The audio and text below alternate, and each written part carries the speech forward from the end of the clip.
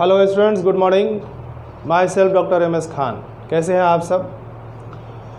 चलिए आज हम लोग फिज़िक्स का एक चैप्टर और स्टार्ट करते हैं, और वो चैप्टर आज का है वो है यूनिट एंड डायमेंशन। मेज़रमेंट से जुड़ा हुआ ये चैप्टर है, क्योंकि साइंस जो है वो मेज़रमेंट का ही एक पार्ट है, और बिना मेज़रमेंट के साइंस को आप सही से बेहतर ढंग से समझ नहीं पाएंगे। तो आज हम लोग पढ़ने जा रहे हैं यूनिट एंड डायमेंशन। स्टूडेंट्स, आप देख रहे हैं बोर्ड पे कुछ टर्म्स लिखा हुआ है, जिसको हम लोग यहाँ पे जल्दी जल्दी समझें। ऐसे पहले ये बता लें कि मेज़रमेंट जो है बहुत पहले से चला आ रहा है, लगभग 3000 ईयर्स एगो से मेज़रमेंट जो है वो चला आ रहा है, लेकिन उसके रूप जो है वो अलग अलग थे। अलग अलग पीरियड में अलग अलग तरीके से मेजर किया जाता था। आप अपने घरों में कहानियाँ पहले का सुने होंगे कि शैडो से जो है टाइम को मेज़र किया जाता था। उसी तरह से अगर हम पसेरी की बात करें तो मास को मेज़र किया जाता था।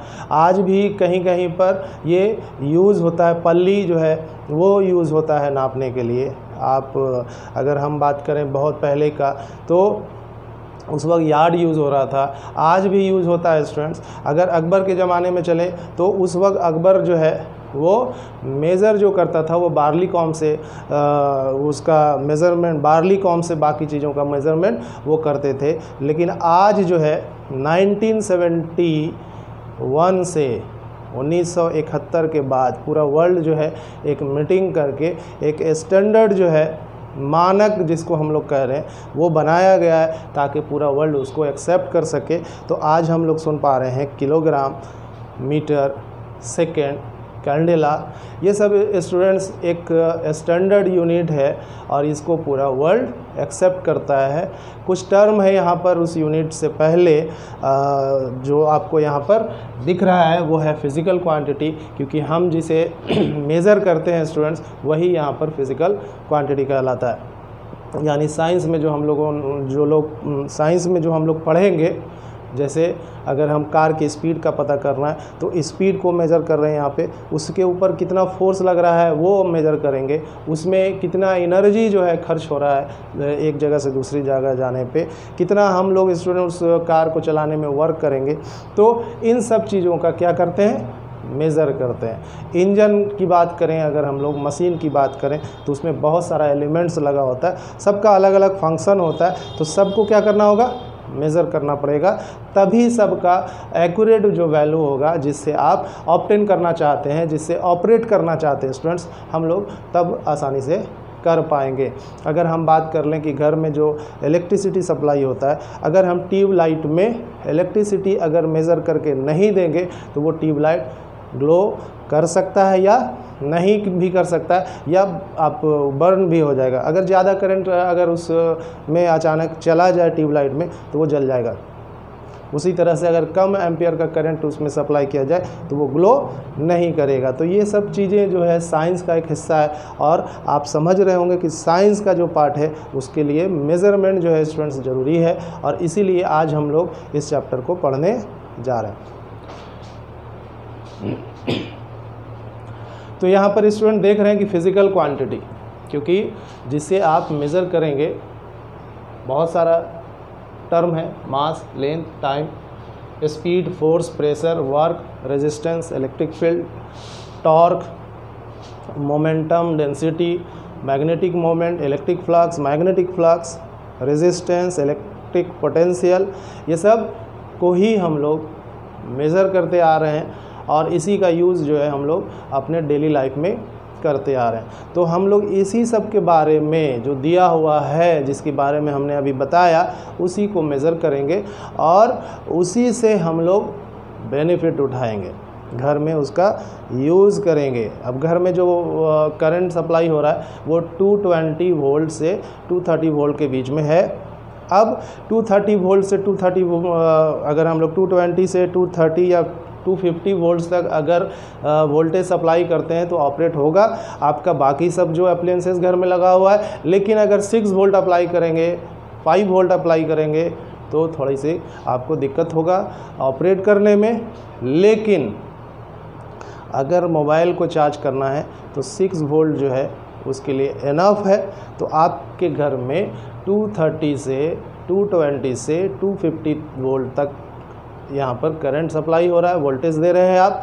लेकिन मोबाइल को चार्ज करने के लिए 6 वोल्ट चाहिए, तो अब आपके घर में जो 220 से 250 वोल्ट तक करंट वोल्टेज है उसको कम करना पड़ेगा स्टूडेंट्स। फिर उसके लिए आपको कुछ डिवाइसेस लगाने पड़ेंगे। सबके बारे में आपको इसी चैप्टर में पढ़ना है, कैसे कहाँ पर सब चीज़ें ऑपरेट हो पा रही है और हम सब उसका बेनिफिट जो उठा रहे हैं, वो साइंस का टेक्नोलॉजी जो है वो यहाँ पर काम कर रहा है। कोई इंजीनियर जो होगा वही साइंस के टेक्नोलॉजी को डेवलप करता है और हम सब, चाहे वो छोटे से छोटे क्यों ना हो, बड़े से बड़े क्यों ना हो, हम लोग उसका फ़ायदा उठा रहे हैं। आज की डेट में मोबाइल देख लीजिए, हर घर में है और हर के हाथ में है, चाहे वो छोटा बच्चा हो चाहे वो बड़ा हो, सब टेक्नोलॉजी पे बेस्ड है और उसको हम लोग ऑपरेट आसानी से कर पाते हैं। इसलिए आप देख रहे हैं घरों में कि मोबाइल का यूज़ बहुत ज़्यादा हो रहा है। तो यहाँ पर फिज़िकल क्वांटिटी स्टूडेंट्स किसको कहेंगे, जल्दी से समझिए। तो कहा जाए वैसे क्वांटिटी जिसको मेजर किया जा सकता है, the quantity which can be measured. Everything जिसे आप क्या कर सकते हैं, नाप तोल सकते हैं, वो फिज़िकल क्वांटिटी कहलाता है। फिज़िकल क्वांटिटी के अगर एग्जांपल देखिए, किसको आप मेज़र कर सकते हैं, तो मास को, लेंथ को, टाइम को, है ना, स्पीड, ये सब चीज़ें मेज़र करने की चीज़ें हैं और हम जिसे मेज़र कर रहे हैं वही यहाँ पर फिज़िकल क्वांटिटी कहलाता है। टेबल का लेंथ नापना है तो length is a physical quantity.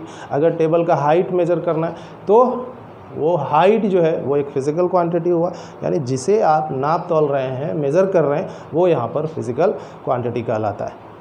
Clear है स्टूडेंट्स। अब देखिए यहाँ पर कि फिज़िकल क्वांटिटी के टाइप्स यहाँ पर दो हैं जनरली, यहाँ पर वो है फंडामेंटल क्वांटिटी और दूसरा है डिराइव क्वांटिटी। तो आप देख पा रहे हैं कि फंडामेंटल क्वांटिटी जो है वो यहाँ पर 7 है। इन स्टैंडर्ड सिस्टम में, SI सिस्टम में, या उसी को मैट्रिक सिस्टम कहते हैं, उस सिस्टम में there are 7 fundamental quantities. Example अगर देखिएगा स्टूडेंट्स, तो mass, length, time, electric current, temperature, luminous intensity, amount of substance, ये 7 फंडामेंटल क्वांटिटी है। अगर ये 7 फंडामेंटल क्वांटिटीज़ हैं तो इसको हम लोग कहेंगे कैसे कि ये 7 जो है फंडामेंटल क्यों। तो स्टूडेंट्स यहाँ पर जो डेफिनेशन है वो ये कहता है कि फंडामेंटल क्वांटिटी उसे कहेंगे जिसे और छोटे छोटे पार्ट में ब्रेक नहीं कर सकते हैं। Those physical quantities which can not be broken into smaller parts. जैसे लेंथ है तो लेंथ को और लेंथ दूसरे लेंथ में और छोटे पार्ट में ब्रेक नहीं कर सकते हैं। मास है, मास को भी आप ब्रेक नहीं कर सकते। लेकिन अगर एरिया की बात करें तो एरिया जो है वो ब्रेक हो सकता है, क्योंकि उसमें लेंथ इनटू ब्रेथ है। तो लेंथ इनटू ब्रेथ में ये एरिया ब्रेक हो सकता है, लेकिन क्या लेंथ ब्रेक होगा और किसी चीज़ में? तो नहीं होगा। तो वैसे फिजिकल क्वांटिटी जिसको आप और भी छोटे पार्ट में ब्रेक नहीं कर सकते हैं, वो यहाँ पर फंडामेंटल क्वांटिटीज़ कहलाता है। और दूसरा पार्ट ये है स्टूडेंट्स, दूसरा टाइप जो इसका है वो है डिराइव क्वांटिटीज़। यानी यहाँ पर डिराइव क्वांटिटी उसे कहेंगे जिसको ब्रेक कर सकते हैं। किस में वो ब्रेक होगा? तो फंडामेंटल क्वांटिटीज़ में। तो यहाँ पे डिफिनेशन ये है डिराइव क्वांटिटी का कि those physical quantities which can be broken into 2 और मोर फंडामेंटल क्वांटिटीज़। या इसको ऐसे भी कह सकते हैं कि 2 या 2 से अधिक फंडामेंटल क्वांटिटी से मिलकर बनने वाला जो फिजिकल क्वांटिटी होगा वो डिराइव क्वांटिटी कहलाएगा। एग्जाम्पल आप यहाँ पर स्टूडेंट देखिए, आपका स्पीड है, फोर्स है, प्रेशर है, वर्क है, एक्सेलरेशन है, मोमेंटम है, रेजिस्टेंस है, इलेक्ट्रिक फील्ड है, ये सभी के सभी डिराइव क्वांटिटी है। और भी बहुत सारी डिराइव क्वांटिटी है। यहाँ पे मोर देन 7 जो है डिराइव क्वांटिटीज़ हैं। और अगर एग्जाम्पल की बात करें तो अभी हमने बताया कि फोर्स एक डिराइव क्वांटिटी है। क्यों? क्योंकि ये फोर्स में 2 या मोर फंडामेंटल क्वांटिटीज़ से बना हुआ है। अगर हम बात करें एरिया तो length into breadth 2 fundamental quantities, volume length into breadth into height 3 fundamental quantities से बने। अगर हम डेंसिटी की बात करें तो मास बाई वॉल्यूम, तो mass upon length into breadth into height, सभी देख रहे हैं आप 4 फंडामेंटल क्वांटिटीज से बना। तो डिराइव क्वांटिटी का मतलब ये हुआ कि जो मोर देन 2 फंडामेंटल क्वांटिटीज से बनता है। आप साइंस में या फिजिक्स में इन्हीं फंडामेंटल क्वांटिटीज़ या डिराइव क्वांटिटी के बारे में ही पढ़ेंगे अलग अलग चैप्टर में। फर्स्ट चैप्टर अगर ले मोशन, तो मोशन में distance, displacement, speed, velocity, acceleration, ये सब आपको फाइंड आउट करना। ये सब चीज़ें जो दिख रहा है, एक्सेलरेशन, स्पीड, डिस्प्लेसमेंट, डिस्टेंस, ये सब क्या है? Physical quantity. और इसी फिजिकल क्वांटिटी को आप मेज़र करेंगे with the help of equation, with the help of formula. इस फार्मूला को कैसे ड्राइव करते हैं या कैसे आता है, ये सब चीज़ें आपको सीखने को मिलेगा यहाँ पे। और आप चलिए आगे बढ़ते हैं और बताते हैं कि जो फिज़िकल क्वांटिटी है वो 2 टाइप्स यहाँ पर दिख रहा है, फंडामेंटल क्वांटिटी और डिराइव क्वांटिटीज़ में, लेकिन इसके और भी टाइप्स हैं on the basis of magnitude and direction. यानी फिज़िकल क्वांटिटी को 3 डिफरेंट टाइप्स में और भी बांट सकते हैं उसके मैग्नीट्यूड और डायरेक्शन के बेस्ड पर। वो क्या होगा? एक स्केलर क्वांटिटी, फिजिकल क्वांटिटी का टाइप्स अगर यहाँ पर देखें तो पहला स्केलर क्वांटिटी, दूसरा वेक्टर क्वांटिटी और तीसरा टेंसर क्वांटिटी। स्टूडेंट ये अलग अलग चैप्टर्स हैं, आपको वेक्टर एनालिसिस पूरा पढ़ा चुके हैं। उस वेक्टर एनालिसिस में स्केलर के बारे में भी बताया, वेक्टर के बारे में बताया, वेक्टर का एडिशन, सब्सट्रैक्शन, मल्टीप्लिकेशन, ये सब चीज़ें, कंपोनेंट वेक्टर्स ये बता चुके हैं। आज हम लोग बात करें कि फिजिकल क्वांटिटीज़ जो है वो on the basis of magnitude and direction 3 तरह से बटा हुआ है। एक है स्केलर, दूसरा है वेक्टर और तीसरा जो है यहाँ पर tensor quantity, TENSOR, tensor quantity. ठीक है, इसको यहाँ से मिटा देते हैं। तो टेंसर जो है या स्केलर वेक्टर, इसके बारे में आप प्रीवियस लेक्चर्स आप देख सकते हैं। आप YouTube पे जाकर सर्च कर सकते हैं डॉक्टर MS खान, या लिख सकते हैं आप कि आपको वेक्टर पढ़ना है तो vector analysis by doctor MS Khan, तो आपको वो मिल जाएगा, आप वहाँ पर इसको समझ सकते हैं। तो फिज़िकल क्वांटिटी को अगर यहाँ पर देखें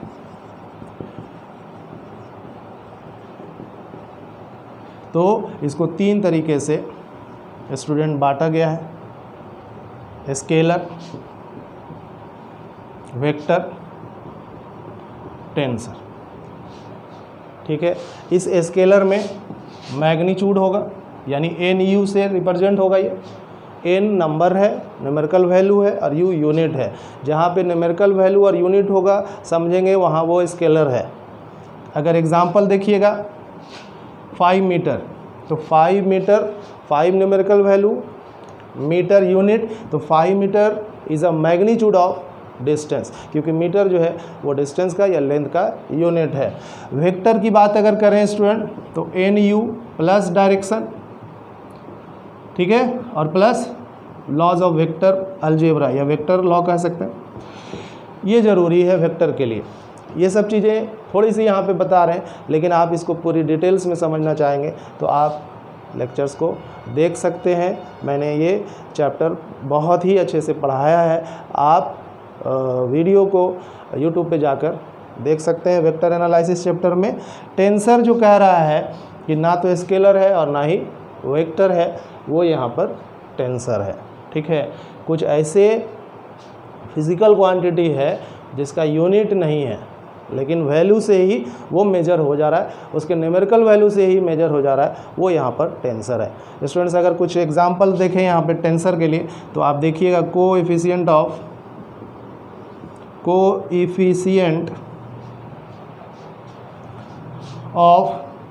फ्रिक्शन, कोएफिशिएंट ऑफ, समझ रहे हैं आप? तो कोएफिशिएंट ऑफ फ्रिक्शन देखिएगा, सरफेस का नेचर, ठीक है, अगर बहुत रफ है तो इसको कोफिशिएंट ऑफ फ्रिक्शन को म्यू से शो करते हैं। तो यहाँ पर जो म्यू है वो सपोज करो 0.75 है। यहाँ देख रहे हैं क्या कि म्यू का वैल्यू 0.5 है। तो इस म्यू से ही नेचर ऑफ सरफेस का पता चल जा रहा है। जितना वैल्यू म्यू का कम होगा वो समझेंगे कि वो सरफेस उतना स्मूथ है, और जितना ज़्यादा उसका वैल्यू होगा वो सरफेस उतना रफ होगा। तो इसी न्यूमेरिकल वैल्यू से ही नेचर ऑफ सरफेस का पता चल रहा है, लेकिन इसमें आप देख पा रहे हैं कि यूनिट नहीं है या इसके डायमेंशन नहीं है। तो वैसे फिज़िकल क्वांटिटी जो न्यूमेरिकल वैल्यू से ही मेजर हो जा रहा है, कुछ ऐसे है जो सिर्फ उसके नंबर से नेचर का पता चल जा रहा है, वो यहाँ पर टेंसर कहलाता है। तो कोएफिशिएंट ऑफ फ्रिक्शन, जो कि फ्रिक्शन चैप्टर्स में आपको इसके बारे में और अच्छे से समझेंगे, लेकिन यहाँ आप समझ पा रहे होंगे कि इस म्यू से ही इस सरफेस के नेचर का पता चल रहा है। आप अगर 0.5 और 0.75 देख रहे हैं तो कह सकते हैं कि ये वाला सरफेस मोर रफ है, यानी ये ज़्यादा रफ है और ये उससे कम है। अगर और भी वैल्यू देखें तो मान लिया म्यू का वैल्यू 0.25 है, तो म्यू 0.25 रिप्रेजेंट कर रहा है कि ये सरफेस स्मूथ है, उससे ज़्यादा रफ ये है, उससे और ज़्यादा रफ सरफेस जो है वो यहाँ पे 0.75 से पता चल रहा है कि ये और भी रफ है। ये टाइल्स वाला मान लिया घर है अगर, तो वहाँ पर उसकी फ्रिक्शन मान लो ये है। उसी तरह बिना टाइल्स वाला लेंगे तो उससे ज़्यादा सरफेस जो है रफ होगा। और रोड पे अगर आप निकल जाइए तो रोड का जो सरफेस होगा वो उससे भी ज़्यादा रफ है। तो इसका जो मेज़रमेंट होगा सरफेस के नेचर का कि कौन कितना ज़्यादा रफ है, वो कोफिशिएंट ऑफ फ्रिक्शन से पता चलेगा। और ये कोफिशिएंट ऑफ फ्रिक्शन एक टेंसर क्वांटिटी। और अगर एग्जांपल इसके समझना चाहते हैं तो बहुत ही इम्पॉर्टेंट है यहाँ पर एक एग्जांपल, और वो है refractive index. Refractive index light में आपको पढ़ना है। रिफ्रैक्टिव इंडेक्स स्टूडेंट स्केलर और वेक्टर पे डिस्कस बहुत कर लिया, लेकिन यहाँ पे टेंसर के बारे में थोड़ी सी समझ लीजिए। और रिफ्रैक्टिव इंडेक्स जो है इसको भी म्यू से शो करते हैं। ऐसा नहीं समझे कि टेंसर को सब जो टेंसर है वो म्यू से है, लेकिन जनरली जो नेचर ऑफ सरफेस, मीडियम का नेचर का जो पता करेंगे वो यहाँ पे टेंसर क्वांटिटी से पता चलेगा। क्लियर है? तो यहाँ पर रिफ्रैक्टिव इंडेक्स भी एक टेंसर क्वांटिटी है, और टेंसर क्वांटिटी रिप्रेजेंट कर रहा है नेचर ऑफ मीडियम को, और वो यहाँ रिफ्रैक्टिव इंडेक्स कहलाता है। यहाँ ध्यान दीजिएगा कि मीडियम लाइट का एयर है, वाटर है, ग्लास है, ठीक, और भी अगर लेना चाहेंगे तो डायमंड है। वो मीडियम ले रहे हैं जिससे लाइट पास कर जाए, ट्रांसपेरेंट मीडियम, ठीक। और सबका अपना अपना एक वैल्यू होगा जिसे रिफ्रैक्टिव इंडेक्स कह रहे हैं, और उस रिफ्रैक्टिव इंडेक्स का वैल्यू अगर एयर के लिए लिया जाएगा तो 1 होता है। वाटर के लिए एयर के रिस्पेक्ट में अगर लिया जाए तो 4/3 है। गिलास का एयर के रिस्पेक्ट में लिया जाए, एयर के रिस्पेक्ट में, सभी मीडियम को एयर के रिस्पेक्ट में अगर हम लोग कंसिडर करें तो उसका रिफ्रैक्टिव इंडेक्स यहाँ पर ये दिखेगा। डायमंड का अगर देखेंगे 2.42 है, सबसे ज़्यादा दिख रहा है रिफ्रैक्टिव इंडेक्स 2.42। यहाँ कोई यूनिट नहीं है, लेकिन ये रिफ्रैक्टिव इंडेक्स मेजर कर रहा है नेचर ऑफ मीडियम को कि कौन सा ऑप्टिकली डेंसर है या कौन ऑप्टिकली रेयरर है। यहाँ देख पा रहे हैं कि जिसका रिफ्रैक्टिव इंडेक्स ज़्यादा होगा वो ऑप्टिकली डेंसर होगा, और जो कम होगा वो ऑप्टिकली रेयरर होगा। तो यहाँ पे एयर जो है वो ऑप्टिकली रेयरर मीडियम है, डायमंड जो है वो यहाँ पे मोर एंड मोस्ट जो है यहाँ पे कह सकते हैं ऑप्टिकली डेंसर है। और जहाँ मीडियम डेंसर होगा वहाँ लाइट का जो स्पीड है वो कम हो जाता है, यानी डायमंड में लाइट पास तो करेगा लेकिन उसकी स्पीड कम होगा। मैक्सिमम स्पीड किस में होगा? जिसका रिफ्रैक्टिव इंडेक्स सबसे कम है। तो एयर में लाइट का स्पीड सबसे अधिक, सबसे कम डायमंड में। अगर हम एयर की बात करें, स्पीड की बात करें एयर में, तो आपको पता है 3 × 10⁸ मीटर पर सेकेंड। अगर डायमंड की बात करें तो 1.22 × 10⁸ 8 मीटर। तो नेचर ऑफ मीडियम का पता रिफ्रैक्टिव इंडेक्स से चल रहा है और उसका मेजरमेंट जो नेचर ऑफ मीडियम का है रिफ्रैक्टिव इंडेक्स, उसमें कोई यूनिट नहीं है, लेकिन उसके न्यूमेरिकल वैल्यू से उसको आइडेंटिफाई कर लेते हैं कि कौन ऑप्टिकली रेयरर है, कौन ऑप्टिकली डेंसर है। तो हम कह सकते हैं वैसे फिजिकल क्वांटिटी एक टेंसर क्वांटिटी कहलाता है। तो रिफ्रैक्टिव इंडेक्स भी यहाँ पर एक टेंसर है। और आप उम्मीद है कोएफिशिएंट ऑफ फ्रिक्शन को भी टेंसर कह सकते हैं। रिफ्रैक्टिव इंडेक्स यहाँ पर जो है टेंसर है, जहाँ न्यूमेरिकल वैल्यू से पता करेंगे आप तो वो यहाँ पर टेंसर कहलाता है। और भी एग्जाम्पल है, बहुत सारा एग्जाम्पल है, लेकिन आगे और जो है हम लोग डिस्कस करेंगे। अगर हम रिलेटिव डेंसिटी की बात करें तो यहाँ पे भी एक नंबर आता है, यहाँ वो भी एक टेंसर क्वांटिटी। तो स्टूडेंट फिजिकल क्वांटिटी समझ गए कि जिसे आप क्या करते हैं, मेज़र करते हैं। 7 फंडामेंटल क्वांटिटीज़ हैं in a metric system, SI system. Derive quantity more than 7 है, बहुत सारा, और उसी सब के बारे में आपको हर चैप्टर्स में पढ़ने को मिलेगा। इलेक्ट्रिक फील्ड मिलेगा आपको, तो इलेक्ट्रिक फील्ड फाइंड आउट करना है। इलेक्ट्रिक फील्ड भी क्या है आपका फिजिकल क्वांटिटी। अब ये इलेक्ट्रिक फील्ड को कैसे मेजर करेंगे, तो उसके मैग्नीट्यूड और डायरेक्शन दोनों से करेंगे। तो जहाँ मैग्नीट्यूड और डायरेक्शन जब आएगा तो वो वेक्टर कहलाएगा। सिर्फ हम मैग्नीट्यूड से ही फाइंड आउट करेंगे, डायरेक्शन की ज़रूरत नहीं होगा, वो स्केलर कहलाएगा। आप टेम्परेचर अपना मेज़र करेंगे, थर्मामीटर लगाते हैं, क्या करते हैं, थर्मामीटर लगाकर उस अपने बॉडी का टेम्परेचर मेजर करते हैं। अगर नॉर्मल है तो वो बॉडी का टेम्परेचर बताएगा थर्मामीटर 37 डिग्री सेल्सियस या 98.6 डिग्री फ़ारेनहाइट। क्लियर है? 96 क्या बोल रहे थे? अगर हम बात करें कि बॉडी का जो टेम्परेचर है वो है 37 डिग्री सेल्सियस, लेकिन अगर इसको फ़ारेनहाइट में देखेंगे तो 98.6 डिग्री फ़ारेनहाइट, इस पे भी आप कैलकुलेट कर सकते हैं। यानी दोनों का जो वैल्यू है, बॉडी का नॉर्मल टेम्परेचर वो है 37 डिग्री सेल्सियस, यही इक्वल है 98.6 डिग्री फ़ारेनहाइट। और अगर आप चाहते हैं कि इसको केल्विन में फाइंड आउट करें तो 273 में ये अगर आप ऐड करते हैं तो 310 केल्विन आता है। यानी बॉडी का नॉर्मल टेम्परेचर हम लोगों का स्टूडेंट्स अगर है तो 37 डिग्री सेल्सियस, अगर फ़ारेनहाइट में देखेंगे तो 98.6 डिग्री फ़ारेनहाइट होगा, और अगर केल्विन में कंसीडर करेंगे तो 310 केल्विन होगा। आप पढ़े होंगे कि इसको कैसे फाइंड आउट करते हैं। तो K = होता है स्टूडेंट्स डिग्री में प्लस 273। आप डिग्री सेल्सियस यहाँ पर 37 है तो 37 प्लस 273, 73 को ऐड करा तो 0, 10 हो गया, ये भी 10 हो गया, 1, और यहाँ पर जो है आपका 3।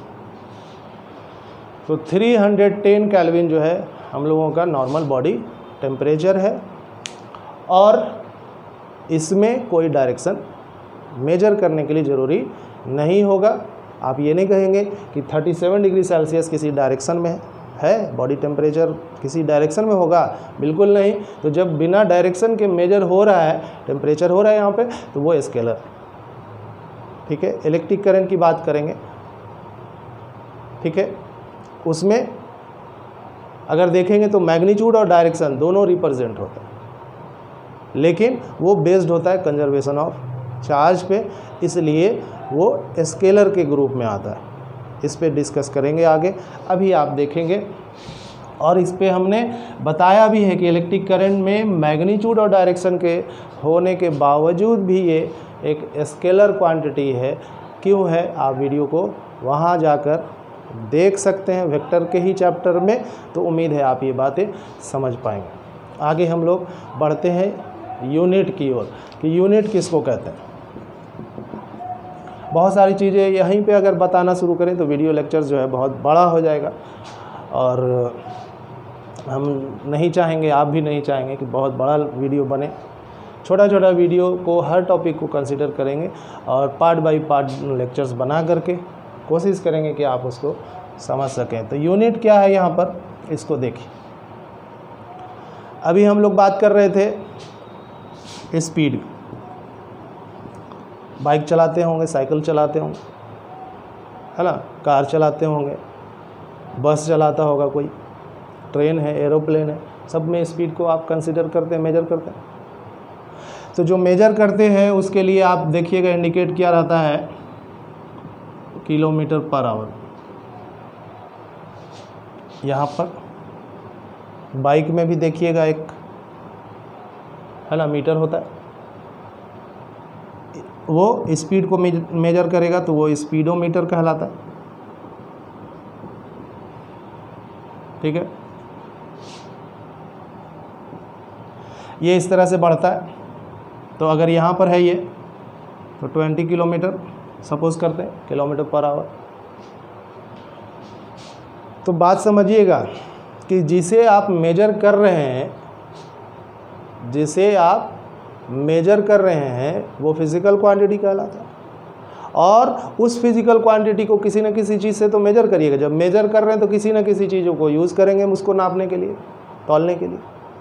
तो जिसे आप या जिसको आप मेजर करते हैं वो फिज़िकल क्वांटिटी कहलाता है। यहाँ पर आप पढ़ चुके हैं कि स्पीड एक फिज़िकल क्वांटिटी, और जिससे इस स्पीड को मेजर कर रहे हैं किलोमीटर पर आवर में ही मेजर कर रहे हैं, बाइक, कार, है ना, ये सब का स्पीड देखेंगे तो स्पीडोमीटर से मेजर कर रहे हैं। और स्पीडोमीटर किलोमीटर पर आवर से मेजर हो रहा है, तो किलोमीटर पर आवर से स्पीड मेजर हो रहा है, तो जिससे ये स्पीड मेजर हो रहा है वो यहाँ पर यूनिट कहलाता है। ये यूनिट आज की डेट में जो हम लिख रहे हैं किलोमीटर पर आवर या मीटर पर सेकंड होगा, वो अलग अलग सिस्टम में आता है। तो सिस्टम ऑफ यूनिट भी बटा हुआ है, एमके सिस्टम, सीजीएस सिस्टम, है ना, FPS system and SI system.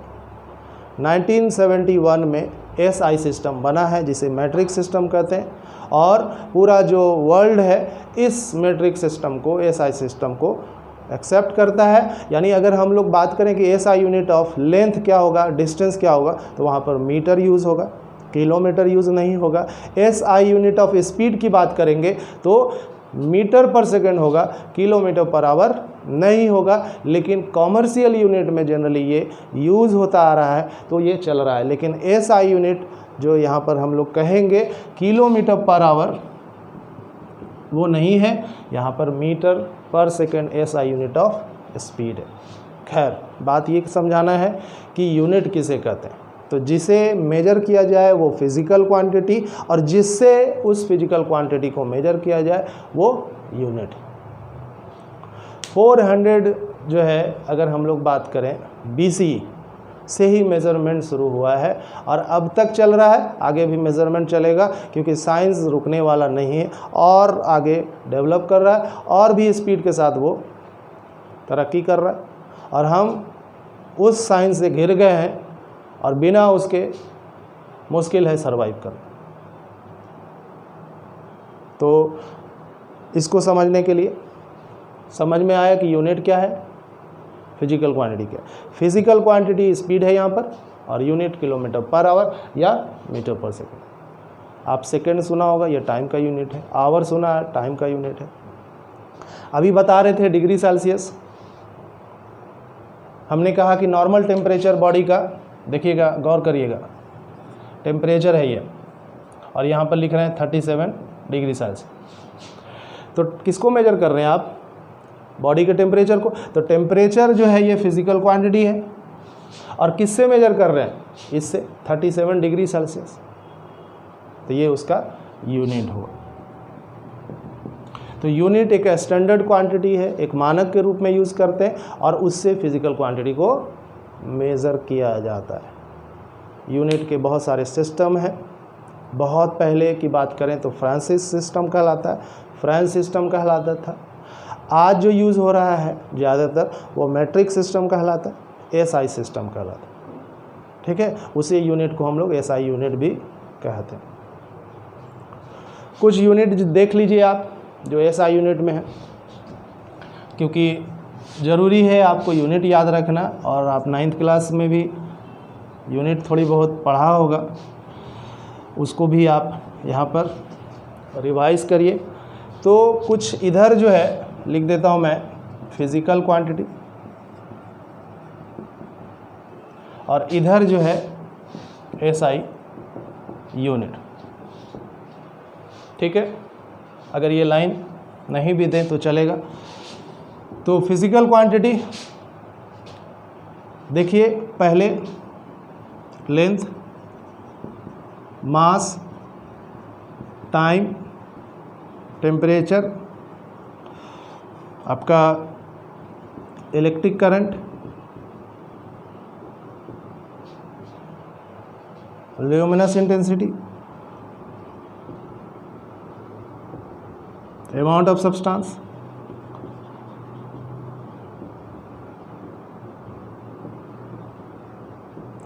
आपको बता चुके हैं कि ये जो 7 दिख रहा है, 1 2 3 4 5 6 7, ये फंडामेंटल क्वांटिटीज़, जिसको आप ब्रेक नहीं कर सकते, और बाकी जो आप पढ़ेंगे ड्राइव क्वांटिटी, वो इसी फंडामेंटल क्वांटिटी से मिल करके बना होता है। तो आप याद रखेंगे कि ये फंडामेंटल क्वांटिटी, और फंडामेंटल क्वांटिटी यहाँ पर ये फिज़िकल क्वांटिटी के रूप में भी है। इसके SI यूनिट देखिए, लेंथ मीटर, मास किलोग्राम, टाइम सेकंड, ये SI यूनिट है। टाइम का मिनट है, आवर है ना, वीक है, डे है, ये सब है, लेकिन second is a SI unit. उसके बाद टेम्परेचर, अभी अभी पढ़े थे, डिग्री सेल्सियस, फ़ारेनहाइट, केल्विन, लेकिन SI में देखेंगे तो केल्विन है। उसके बाद इलेक्ट्रिक करंट, एम्पियर, ठीक, कूलम पर सेकंड भी होता है, लेकिन स्टूडेंट SI सिस्टम में एम्पियर इलेक्ट्रिक करंट का यूनिट है। ल्यूमिनस इंटेंसिटी, इसका SI यूनिट देखिएगा तो कैंडेला है। अमाउंट ऑफ सब्सटेंस, इसका SI यूनिट देखेंगे तो मोल है, MOL CD। CD से जो रिप्रेजेंट हो रहा है वो कैंडेला को हम लोग कर रहे हैं, और अमाउंट ऑफ सब्सटेंस जो मोल है, इसका SI यूनिट MOL उसका सिंबल है। तो ये आज जो है हमने आपको बताया कि फिज़िकल क्वांटिटी क्या है, उसके टाइप्स क्या है, और यूनिट किसे कहते हैं।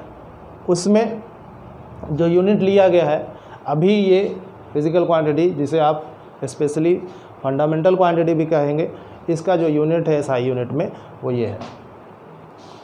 SI यूनिट जो है वो एक मैट्रिक सिस्टम में आता है, SI सिस्टम में आता है। ये सभी वर्ल्ड एक्सेप्टेड यूनिट है। SI का मतलब होता है, SI जो है एक स्टैंडर्ड यूनिट है, लेकिन इसका फुल फॉर्म देखेंगे तो फ्रेंच में जो है SI का मतलब systeme international de unit, systeme international de units, ये जो है आपका एक लैटिन वर्ड है जिससे SI बना है। तो स्टूडेंट्स, आप यहाँ तक समझ चुके होंगे कि मेज़रमेंट जो है वो कितना ज़रूरी है, और उम्मीद है ये क्लियर हो गया होगा कि मेज़रमेंट जो है बहुत ज़रूरी है, और बिना मेज़रमेंट के हम सब सारे जो सिस्टम है, सभी जो सिस्टम हैं वो सब इसी का पार्ट है, और बिना इसके हम उस सारे सिस्टम को क्लियरली नहीं समझ पाएंगे। सिस्टम यहाँ पर ये कह रहे हैं कि एरोप्लेन उड़ाना है, तो उड़ाने के लिए पूरा एक प्रोसेस पे जाना पड़ेगा। उस प्रोसेस को पूरा करने के लिए मेज़रमेंट पहले आता है, तो ये ज़रूरी है। अगर हम कुछ फिजिकल क्वांटिटी जो ड्राइव क्वांटिटी में लिख रहे हैं, ये ड्राइव क्वांटिटी है,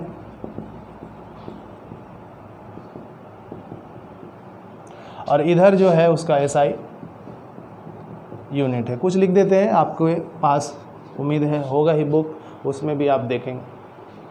अगर हम लोग यहाँ पर देखें स्पीड या वेलोसिटी, तो स्पीड वेलोसिटी का मीटर पर सेकेंड एसआई यूनिट होता है।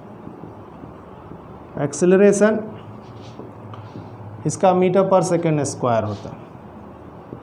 फोर्स केजी मीटर पर सेकेंड स्क्वायर, अगर हम लोग इसको न्यूटन भी कह सकते हैं।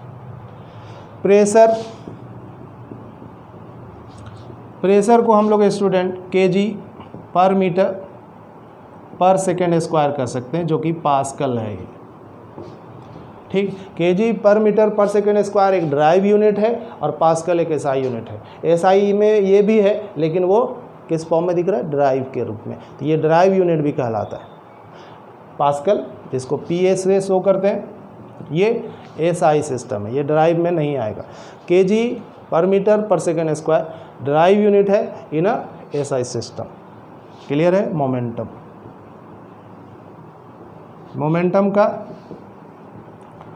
केजी मीटर पर second. Work KG metre square पर second square, KG metre square पर सेकेंड स्क्वायर। वर्क का, एनर्जी का, ये वही होता है, और केजी मीटर स्क्वायर पर सेकेंड स्क्वायर को जूल भी कहते हैं। ठीक है स्टूडेंट्स, यानी एसआई यूनिट वर्क का जूल, एनर्जी का एसआई यूनिट जूल। पावर, इसको आप केजी मीटर स्क्वायर पर सेकेंड क्यू कह सकते हैं, जो कि वाट के बराबर है, और वो ड्राइव यूनिट है। इधर जो ब्रैकेट में लिख रहे हैं वो ड्राइव का एसआई फॉर्म है, ठीक है। और भी स्टूडेंट्स बहुत सारा यूनिट है, अगर आप जल्दी जल्दी इसको और भी यूनिट को समझना चाहें तो देखते चलिए।